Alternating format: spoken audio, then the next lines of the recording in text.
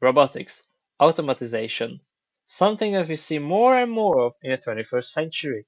It makes life easier, work less prone to human mistakes, and puts thousands of people out of a job in order to keep the capitalist dream with overly rich CEOs mysteriously keeping their tax money alive. Anyways, robotics is fascinating. I don't know what else is fascinating. Sci-fi. Now, obviously, robotics and sci-fi have connections, like most of science. Indeed, a lot of scientists pursue their career because of science fiction books they have read, but I want to focus on robotics right now. Isaac Asimov, a renowned sci-fi writer, well known for his robot series. I'll admit, I haven't read all the works in this collection, The Complete Robot, and I haven't even touched upon the rest of his novels. But I read enough of the short stories, and in general stories about him, to know that his work is outstanding. About Isaac Asimov briefly. He is a Russian-born American writer as well as a professor of biochemistry at Boston University. Now, obviously, he had other series and books as well, but what's important to us is his robot series. He also wrote several non-fiction books concerning science. The subject of these include mathematics, chemistry, physics, and biology. It makes it clear that he had a good understanding of science and was quite knowledgeable.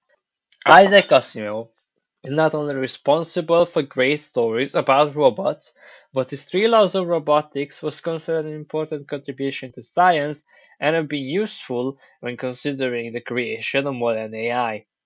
As well as the term robotics itself, as it hasn't been used before, he created the term thinking that it would be the natural word for science involving robots. He didn't even know that he was the first person in the world to record in writing. The first that we know of anyways, according to the Oxford English Dictionary.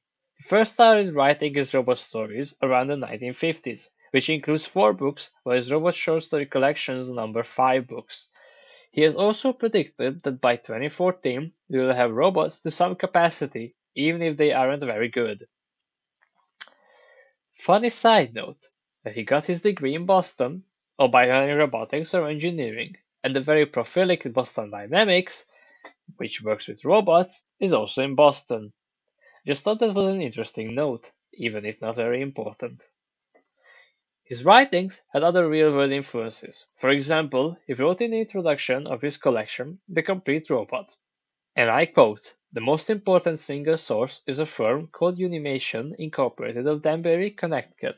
It is the leading manufacturer of industrial robots and is responsible for perhaps 1/3 of all robots that have been installed. The president of the firm, Joseph F. Engelberger, who founded it in the late 1950s because he was so interested in robots that he decided to make their production his life work. But how in the world did he become so interested in robots so early in the game? According to his own words, he grew interested in robots in the late 1940s, when he was a physics major undergraduate at Columbia University, reading the robot stories of his fellow Columbian, Isaac Asimov.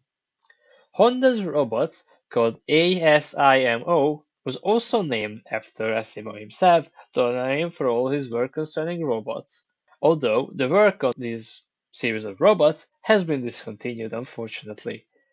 Surely, if I went into his works, there would be more to talk about, analyzing each individual story and the function of AI in those stories and how it correlates with real life. But I'm not quite sure I'm ready to tackle such a challenge.